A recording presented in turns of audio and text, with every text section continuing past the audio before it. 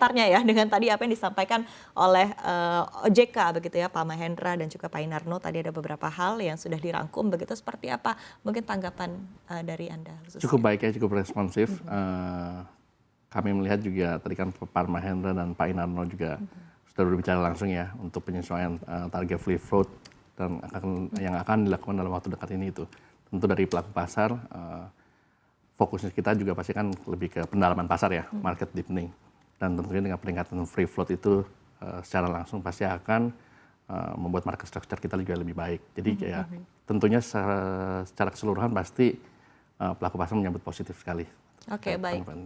Baik, tadi ada beberapa pertanyaan yang cukup kritis ya, sebetulnya langsung disampaikan kepada otoritas begitu. Tadi ada beberapa pertanyaan, diantaranya berkaitan kenapa free float begitu ya, padahal yang dijadikan permasalahan adalah transparansi begitu. Dan di satu sisi juga tadi pertanyaannya adalah ketika free float ini dilakukan menjadi 15% begitu ya, ada banyak yang akan dibuka kepada market begitu ya, sehingga akhirnya menjadi pertanyaan untuk penyerapannya sendiri seperti apa begitu ya, apakah nanti bisa diserap begitu oleh market. Nah, tadi ini seperti Pak Inarno bilang sendiri kan jangan underestimate demand di pasar kita gitu.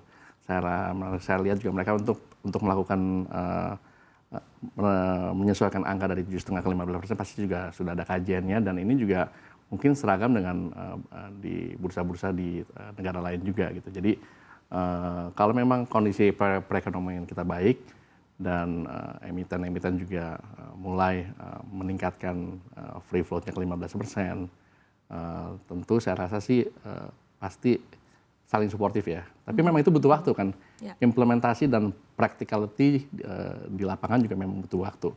Dan kita lihat aja mungkin dalam waktu ke depan ini, kan emiten juga mungkin kalau yang nggak siap juga mungkin akan disediakan opsi untuk exit dari bursa, tapi secara sehat gitu. Jadi mungkin baik lagi, ini kan penerapan juga akan dilakukan segera mungkin, dan kita lihat aja gitu nanti resultnya seperti apa. Pasti kan ada corporate action juga ya. Ya, baik. Nah, di tengah berbagai dinamika dan juga volatilitas yang terjadi begitu ya, setelah kemarin kita mendapatkan tamparan keras dari MSCI, kemudian juga upaya untuk perbaikan ke depannya begitu. Seberapa jauh ini berpengaruh kepada portofolio ya, tentunya racikan portofolio ke depannya?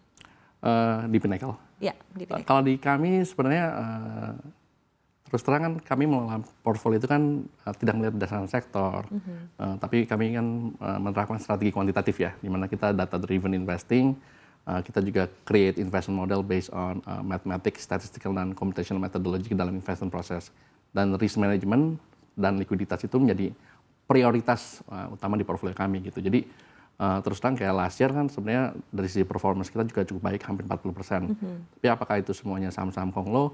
Enggak juga, bahkan kita bisa bilang mungkin semuanya liquid dan large cap plus gitu.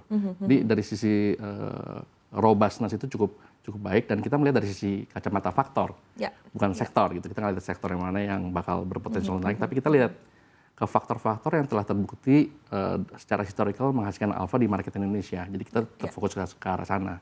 Jadi salah satu faktor yang kita terapkan adalah kita juga melihat dari sisi earning quality, volatility, value, dan juga dari sisi momentum. Oke, baik. Jadi artinya secara sektor sendiri mungkin cukup defensif sih. Cukup defensif begitu ya. Baik. Tadi strategi rebalancing portofolio ya, tentunya untuk Pinnacle saat ini. Nah, mungkin sekali lagi begitu proyeksi ataupun juga prediksi untuk pergerakan indeks kedepannya akan seperti apa sih begitu dalam beberapa waktu ke depan? Kedepannya ini lagi diuji ya pasar modal kita ya. Kalau kita lihat kan not too long ago ini di posisi 9.100 sampai 9.200. Tiba-tiba koreksi kemarin sampai sempat menyentuh di level 7.000-an nih, yang 7.800. Untuk kedepannya sih masih akan stabilize di level sekarang ya, saya rasa. Tapi balik lagi, tergantung kalau kondisi perekonomian kita improve, earnings juga improve dari para emiten-emiten ini, tentu nggak menutup kemungkinan juga untuk bisa tembus di atas 8.500. Tapi kalau misalnya memang earningnya nggak improve dan harga valuasi terlalu tinggi, otomatis kan juga akan terkoreksi kan ke fair value. Dan saya rasa sekarang investor juga pasti akan lebih jeli ya dalam melihat dan melakukan pemilihan saham gitu.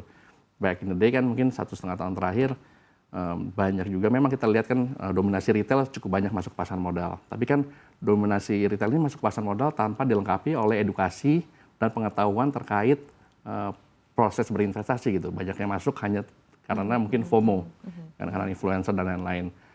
Untuk ke arah sana ya saya lihat untuk kedepannya dengan ada koreksi yang kemarin terjadi, saya juga berharap mungkin ya investor retail juga bakal lebih jeli sih dalam melakukan pemilihan saham untuk berinvestasi. Oke, baik. Sekali lagi mungkin untuk sektor-sektor pilihan tadi masih belum terjawab begitu ya, seperti apa Kalau Pak kita lihat Guldan? sih mungkin komoditas khususnya di gold juga masih menjadi acuan ya, karena kan dengan ketidakpastian global, geopolitical event, dan juga cross the board kan juga tension juga masih ada ya.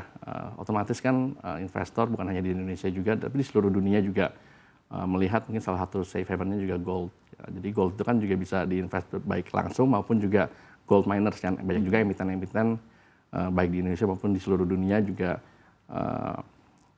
ada gold miner. Jadi kalau kita lihat sih mungkin salah satu sektor komoditi masih cukup menarik ya. Dan gold ini tetap akan dijadikan untuk safe haven aset pada saat market sedang volatilitas sedang tinggi. Oke, untuk banking sendiri seperti apa Pak? Banking mungkin attractive valuation, tapi again kita lihat lagi kan earning ya. Ujung-ujungnya kita lihat earning seberapa improve. Kalau lihat dari harga yang kemarin ya tentu dibandingkan dengan harga sebelumnya tentu menarik ya. Jadi ada kemungkinan juga sih potensial untuk rotation ke blue chip dan ke banking.